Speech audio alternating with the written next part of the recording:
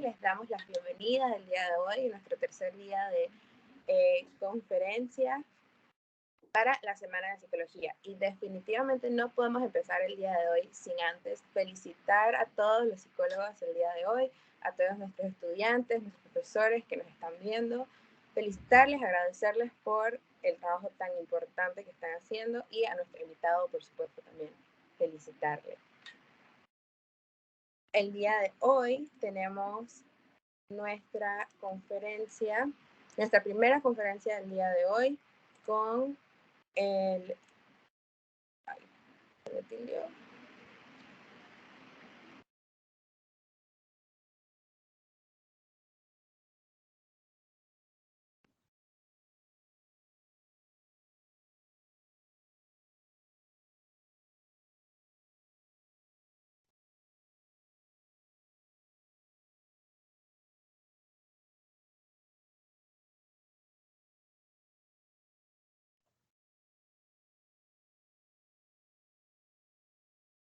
Bueno, creo que mi compañera Cintia está teniendo algunos problemas, así que vamos a continuar. La primera conferencia de la tarde de hoy nos las va a presentar el psicólogo Pedro Altungui. Él es profesor asistente de la Facultad de Psicología de la Universidad Complutense de Madrid, donde se encuentra también en su último año del programa de doctorado en Psicología Clínica.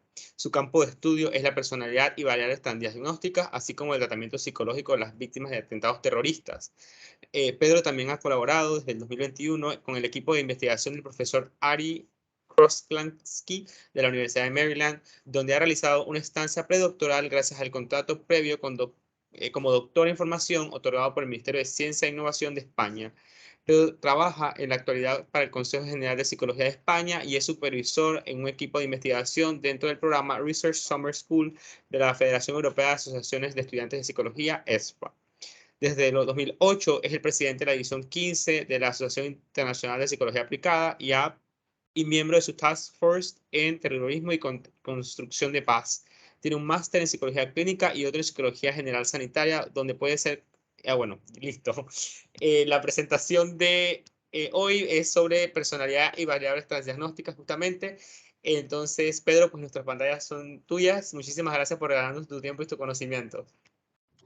Pues buenas tardes a todos y a todas, y quería empezar pues agradeciendo lo primero vuestra presencia esta tarde aquí y por supuesto agradecer la invitación a la Universidad de Panamá y a la Asociación de Estudiantes de Psicología de la Universidad de Panamá pues por haberme invitado a estar aquí con todos vosotros esta tarde. Especial gracias a Gabriel y a Cintia pues por toda la organización y el gran trabajo que vienen realizando en todos estos días de jornadas.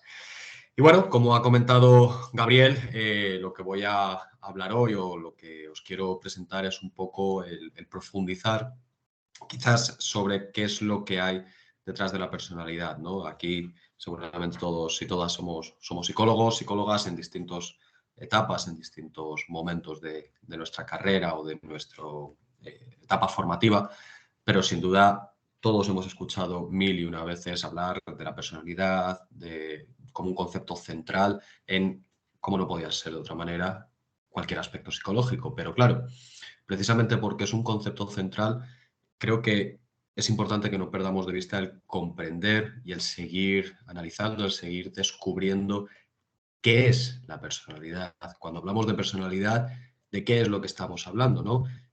Si nos ceñimos al modelo de los 5 grandes, al modelo Big Five, que se hizo muy conocido especialmente a raíz de la publicación de los cuestionarios NeoPi y NeoFFI por Costa y McRae en los años 90, si nos ceñimos a ese modelo de los 5 grandes, pues bueno, podemos decir que una persona es más o menos neurótica o, oye, pues Juan es bastante extrovertido, María es una chica súper responsable. Y bueno, parece que hay un consenso sobre lo que estamos hablando, pero como psicólogos, como psicólogas, quizás la pregunta obligada es, vale, muy bien, cuando decimos que María es una chica muy responsable, más o menos nos hacemos un perfil en nuestra cabeza. Cuando decimos que Juan es una persona muy extrovertida, también más o menos somos capaces de imaginarnos y de entender que Juan pues, tiene unas características determinadas. Ahora bien, ¿por qué? ¿Por qué Juan a día de hoy la podemos definir o podemos catalogarla como una persona extrovertida? ¿O por qué María podemos definirla como una persona responsable. Y aquí es donde viene precisamente lo que hoy os quiero compartir y lo que hoy os quiero comentar. Espero que se esté viendo bien la pantalla, que podáis verla. Sí, se ve. Perfecto. Muchas gracias, Gabriel. Si en algún momento por lo que sea falla la conexión, me interrumpís sin ningún problema. Entonces, como os comentaba, precisamente eso es lo que hoy quiero presentaros. Quiero profundizar con todos vosotros y vosotras un poco más sobre esa pregunta de, bueno, ¿por qué la personalidad es así? ¿O por qué una persona es de esa manera? Y para eso vamos a echar mano de la influencia que pueden tener lo que se conoce hoy en día como variables transdiagnósticas, que no es nada nuevo, como explicaremos más adelante y que estoy seguro de que todas y todos habéis escuchado, pero que a pesar de su popularidad y de que cada vez se están estudiando más estas variables en su influencia, sobre todo en el desarrollo y el mantenimiento de trastornos psicopatológicos, no está tan estudiado en cuanto a su relación con la personalidad. Entonces, en cuanto a los antecedentes, la motivación de este estudio, de este análisis, bueno, como ha comentado Gabriel al principio, además de dedicarme a la investigación, pues también llevo ya bastantes años dedicándome a la práctica clínica como psicoterapeuta. Y bueno, pues en esa práctica clínica yo lo que iba viendo es que a mi consulta llegaban personas de todas las edades, de distintos contextos sociales, culturales, económicos, y que cada uno, cada una, pues venía con un problema, ¿no? Pues había gente que el motivo de consulta era que tenía un bajo estado de ánimo.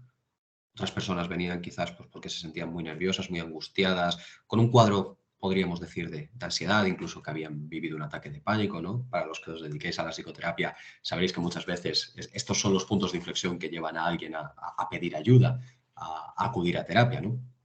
Otras veces ha venido gente, he trabajado con personas que tienen un cuadro de un trastorno obsesivo-compulsivo.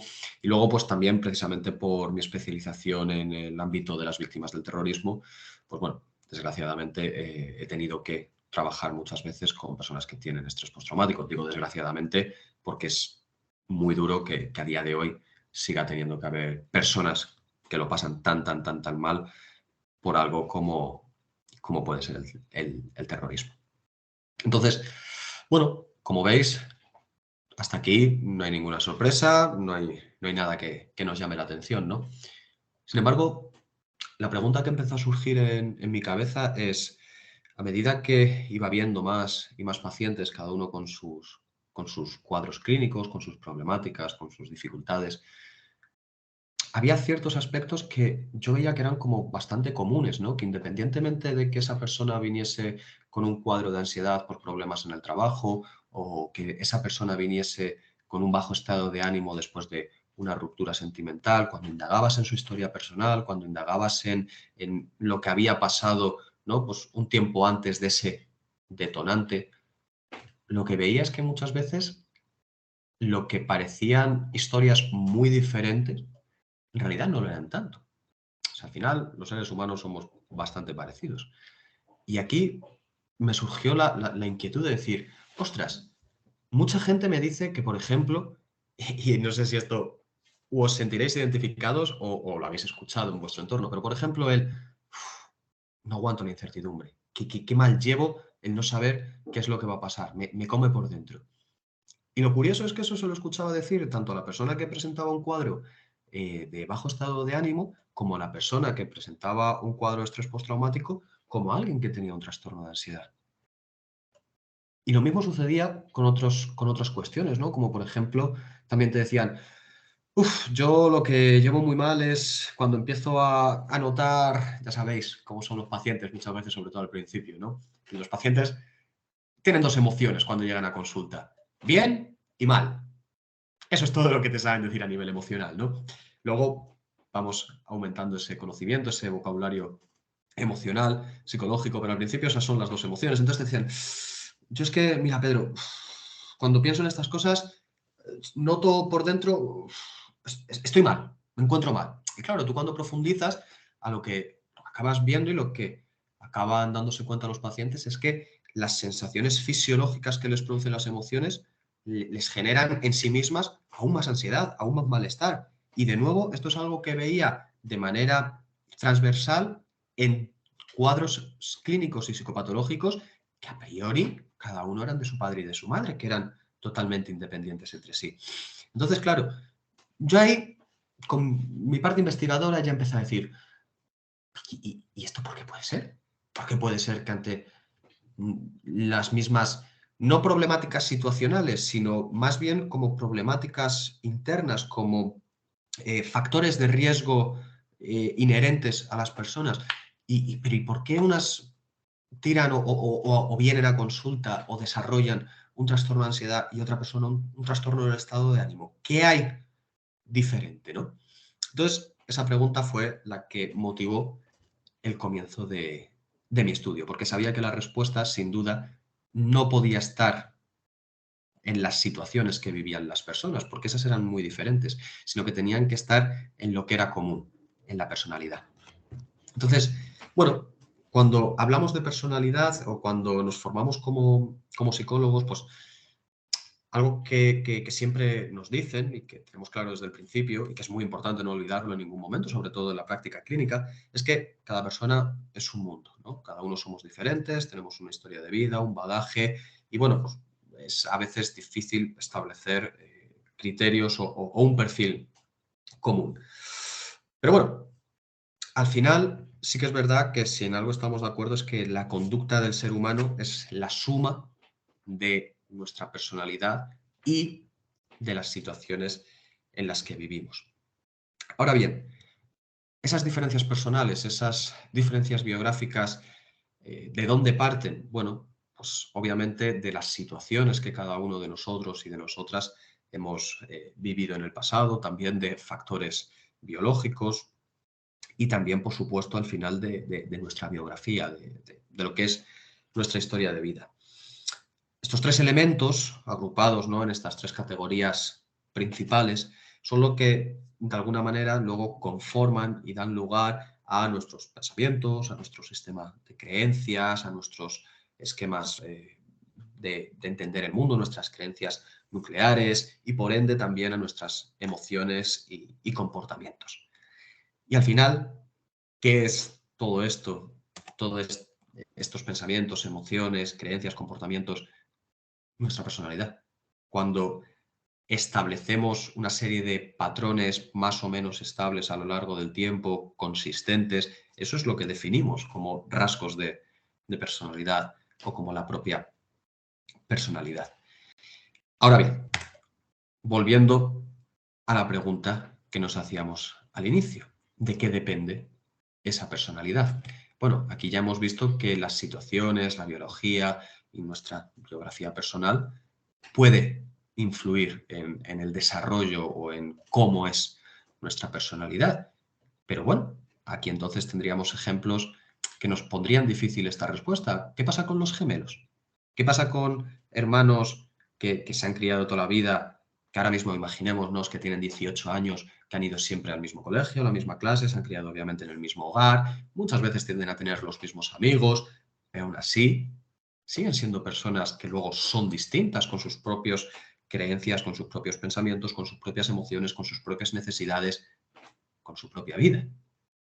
Tiene que haber algo detrás de todo esto que pueda explicar diferencias, como este ejemplo que es muy recurrente en el mundo de la psicología y sobre todo en el mundo de la psicología de la personalidad, para ser capaces de entender qué es lo que nos hace a cada uno de nosotros y de nosotras únicos y diferentes a todos los demás, pero a la vez también iguales. Y para eso, aquí es donde voy a retomar el enfoque transdiagnóstico o el concepto de las variables transdiagnósticas. Esto parece que es algo muy nuevo, es algo que parece que se habla más en los últimos más o menos 20 años. De hecho, si hacéis una búsqueda en Google Scholar, en PubMed, en PsycInfo, en las diferentes bases de datos y lo clasificáis, lo filtráis por años, veréis que del 2000 hasta ahora, si metéis en el campo de búsqueda como palabras clave o en el título Transdiagnostic Variables o Transdiagnostic, veréis que es exponencial el número de estudios que hay. Pero, sin embargo, no es tampoco algo muy novedoso. Ya a finales del siglo XIX, a principios del siglo XX, cuando nuestra disciplina todavía estaba en su más tierna juventud, ¿no? Cuando la psicología todavía estaba en pañales y era difícil diferenciarla de la filosofía o de la psiquiatría, ya se contemplaba que había ciertas estructuras, había ciertos componentes, ciertos mecanismos que eran comunes a los diferentes cuadros psicopatológicos. Por ejemplo, si nos vamos al mundo del psicoanálisis, ¿no? Pues las famosas neurosis, ¿no? Cuando se hablaba de las neurosis, al final esas eran comunes a muy diferentes diagnósticos o a muy diferentes trastornos. Y precisamente en esa línea es en la que se está investigando actualmente. Estos factores concretos son factores, hay muchos. Yo os voy a mencionar aquí con los que he trabajado yo, pero hay otros muchos. Son factores concretos como la intolerancia a la incertidumbre, como la metacognición o como la sensibilidad a la ansiedad.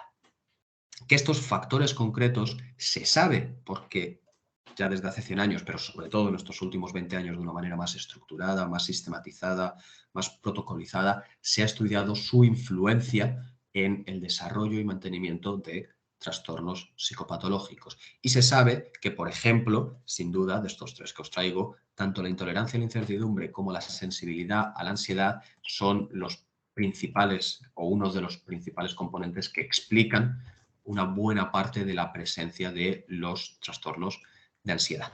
No solo de ellos, pero como que son los principales. Y hasta aquí, bueno, pues diríamos, qué interesante, qué bien, y esto nos permite tener más conocimientos, pues como decíamos al inicio, de por qué una persona desarrolla un trastorno de ansiedad. Pero claro, aquí nos encontramos con un problema, y es que también hay un montón de estudios académicos que explican el desarrollo de trastornos psicopatológicos desde la personalidad. Yo en este caso os voy a hablar o nos vamos a mover desde el enfoque del modelo de los 5 grandes porque es el que más apoyo empírico ha recibido hasta la fecha y el que más se ha investigado.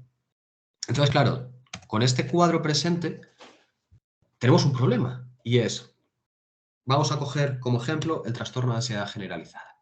Si nos vamos a la literatura científica y buscamos la explicación o buscamos a estudios que analicen el desarrollo, la progénesis del trastorno de ansiedad generalizada, vamos a ver que hay muchas evidencias que apoyan que altos niveles de intolerancia a la incertidumbre y una alta sensibilidad a la ansiedad explica en gran porcentaje el desarrollo de un trastorno de ansiedad generalizada. Pero por otro lado, vamos a ver que personas que puntúan muy alto en neuroticismo, por ejemplo, como rasgo de personalidad, también. Entonces, claro, aquí estamos ante un solapamiento. En realidad, ¿qué está explicando el trastorno de ansiedad generalizada? Son cuestiones distintas, la personalidad y las variables transdiagnósticas estamos hablando quizás de lo mismo, entonces claro, si estamos hablando de lo mismo, lógico que los estudios encuentren que están relacionados.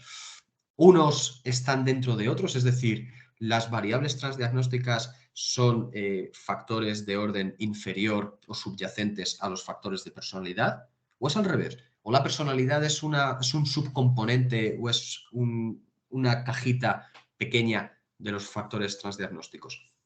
Y curiosamente, el problema que tenemos es que cuando vamos a la literatura científica a ver cuál es la relación o cómo interactúan estas variables transdiagnósticas con los modelos de personalidad, lo que vemos es que hay un vacío tremendo.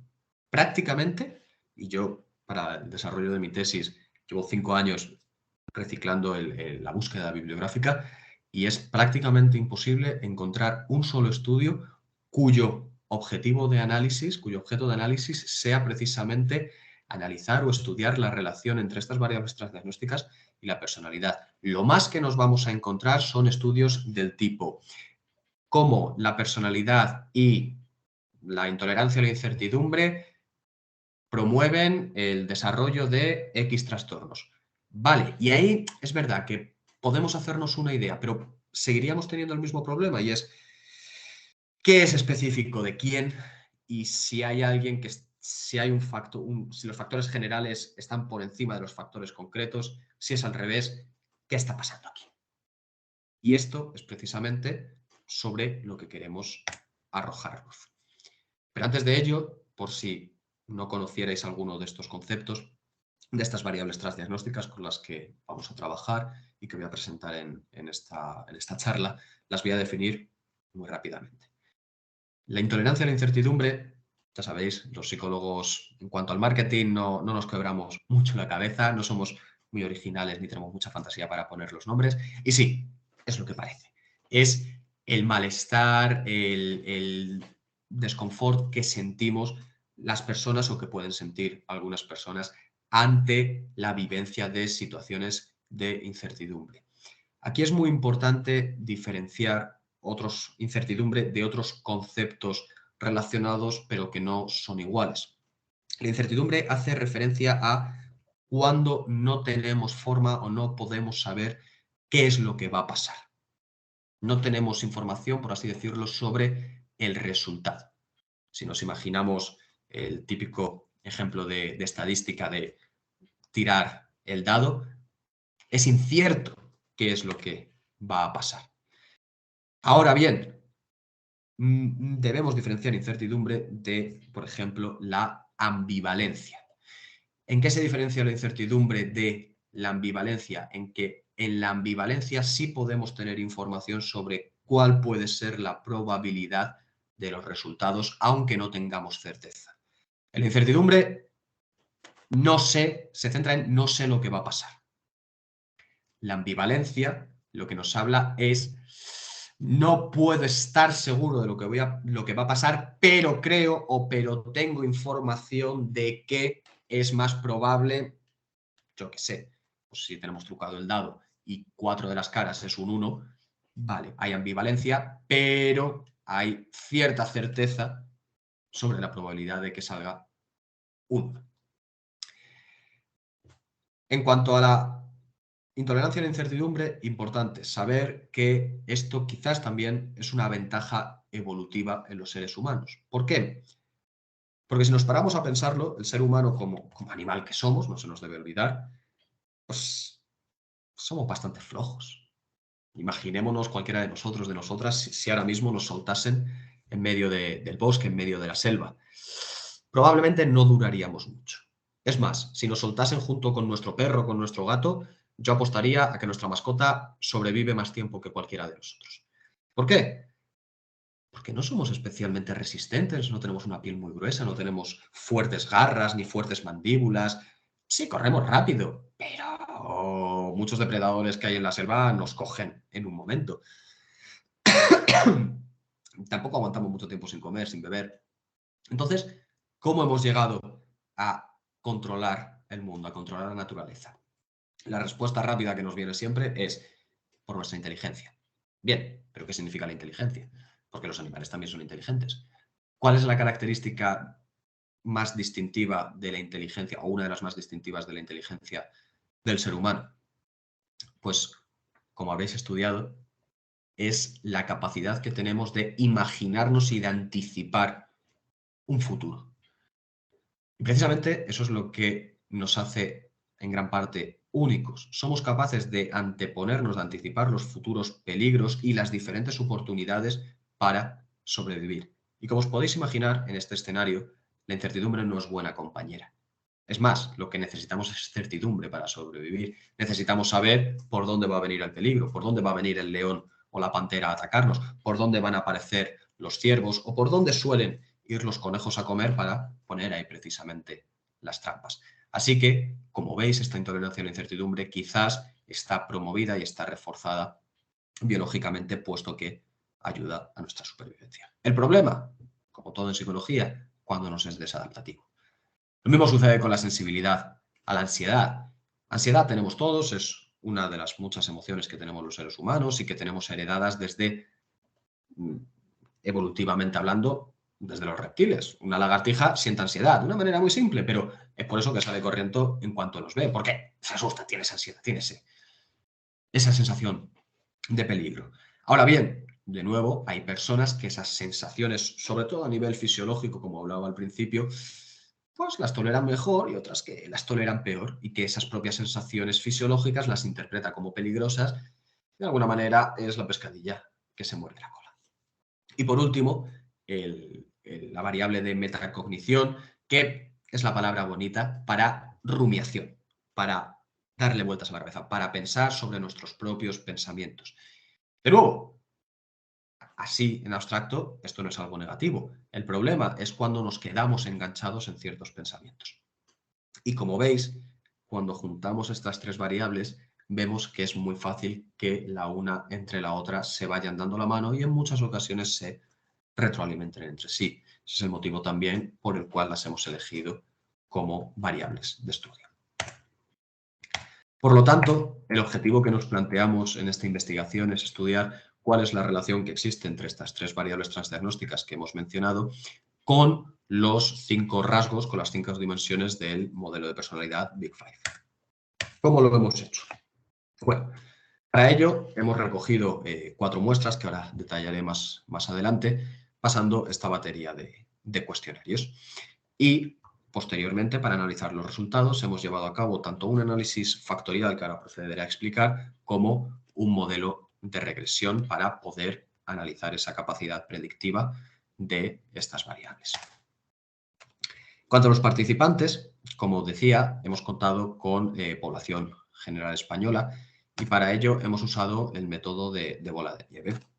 A estudiantes de la Facultad de Psicología de la Complutense se les pedía que pasasen la batería de cuestionarios que os he mostrado en la diapositiva anterior a 6 personas de su entorno. Y además les pedíamos, para conseguir que fuese lo más heterogénea posible, les pedíamos que fuese la mitad mujeres, la mitad hombres y de distintos grupos de edad. Así hemos conseguido un rango de edad de los 18 a los 90 años, siendo la edad media de aproximadamente 40 años. En la parte izquierda de vuestras pantallas podéis ver el número de participantes por cada uno de los momentos de recogida de datos, pero la cifra total que hemos obtenido es de 1.379 personas, de las cuales el 52% son varones. Así que, como podéis ver, casi hemos logrado el objetivo de que sea 50-50. Como os decía, el procedimiento de análisis factorial lo hemos hecho precisamente con la siguiente idea. Nosotros lo que queremos ver, como decía al inicio, es cómo se relacionan estas variables transdiagnósticas con los factores de personalidad. Como sabemos, los factores de personalidad o los rasgos de personalidad en sí mismo, para extraerlos o para...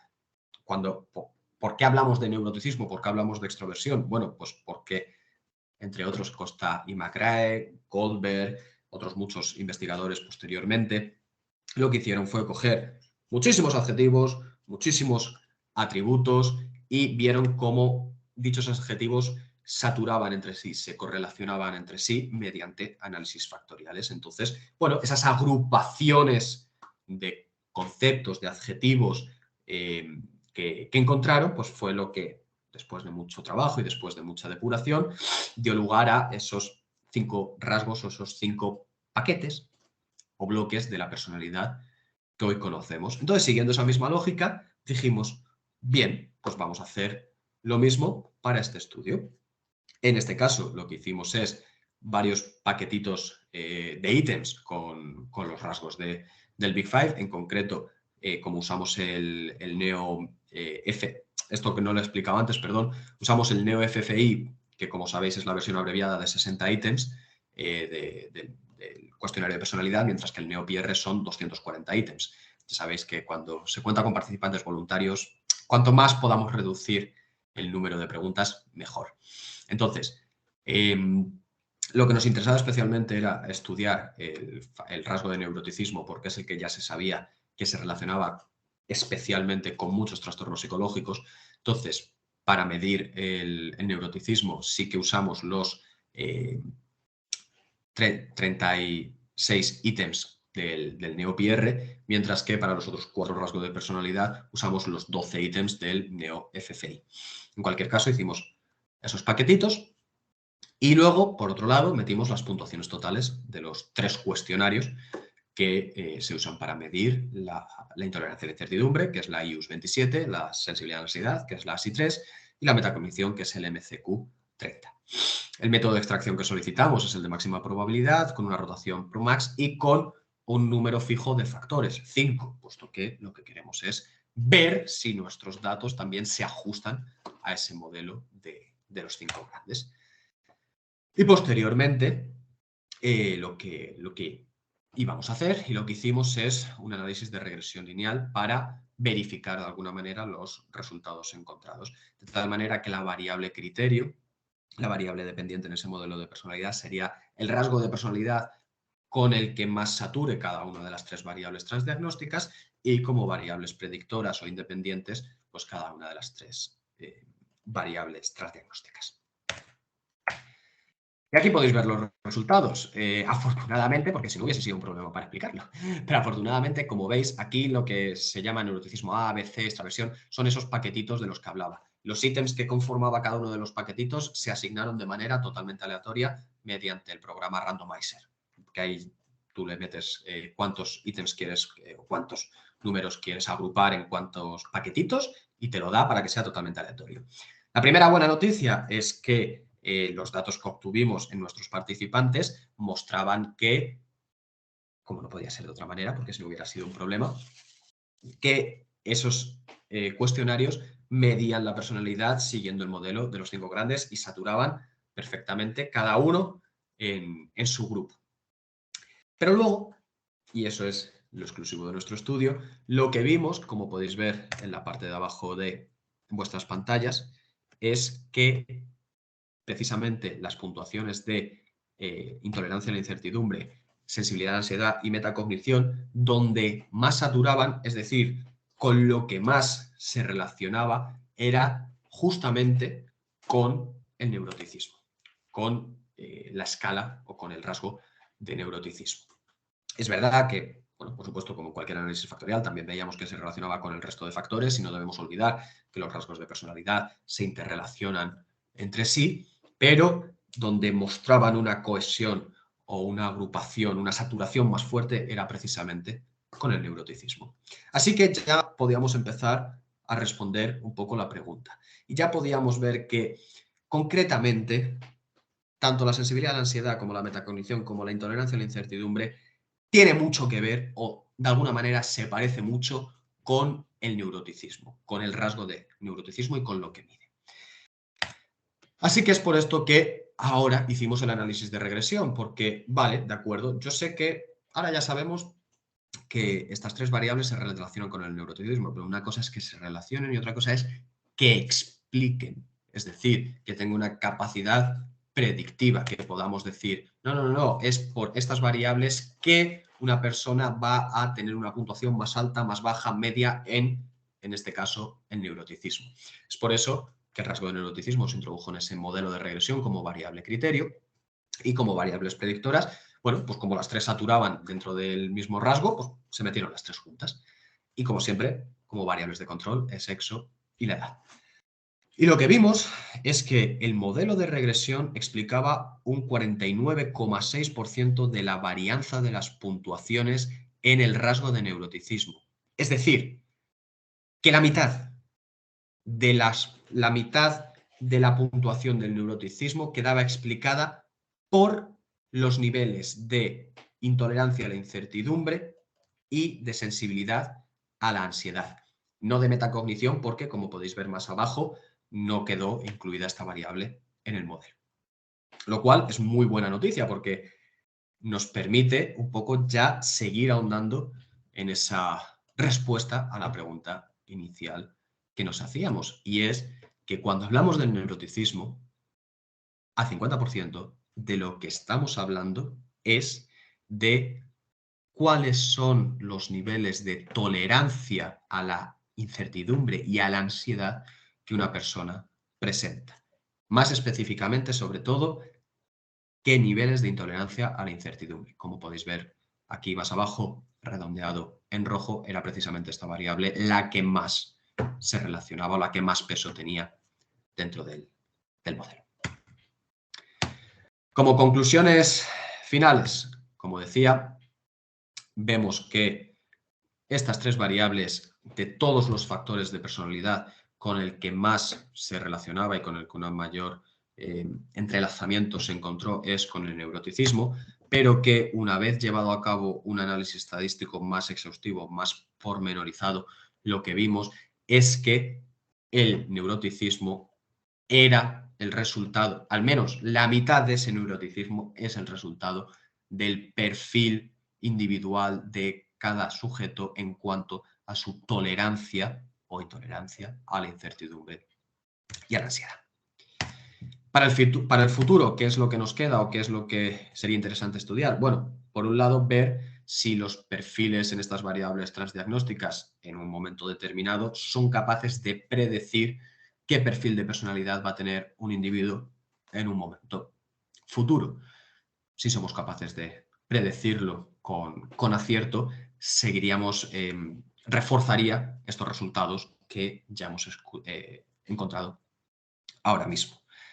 También sería interesante estudiar cómo estas tres variables transdiagnósticas, y esto es en realidad el objetivo final que vamos a perseguir, cómo si estas tres variables transdiagnósticas son variables mediadoras en la relación que ya se ha probado existente entre los rasgos de personalidad, más concretamente del neuroticismo, y la sintomatología depresiva, ansiedad y o de estrés postraumático. También con una visión preventiva. ¿En qué sentido? En la medida que yo pueda saber cuál es la probabilidad, si conozco el perfil de personalidad de una persona y conozco cuál es su tendencia en cuanto a estas tres variables, poder predecir qué tipo de trastorno psicopatológico es más probable que desarrolle la persona. Para esto hay que hacer más estudios, más análisis en el futuro, pero que el primer paso, el primer cimiento es este que hemos dado. Y, por supuesto, como siempre en psicología, es necesario, es imprescindible el poder llevar a cabo una replicación de estos resultados en poblaciones de otros países y entornos culturales, porque si queremos llegar a conclusiones que puedan ser generalizadas y que puedan ser universales, que al fin y al cabo es el objetivo que perseguimos en psicología, sobre todo en psicología de la personalidad y psicología clínica, necesitamos ver que estos resultados no son exclusivos de una población concreta, sino que es algo más universal. Muchas gracias por su atención. Aquí tienen mis datos de contacto y, bueno, ahora si queda tiempo, estaré encantado de atender las preguntas que pueda haber. Muchas gracias.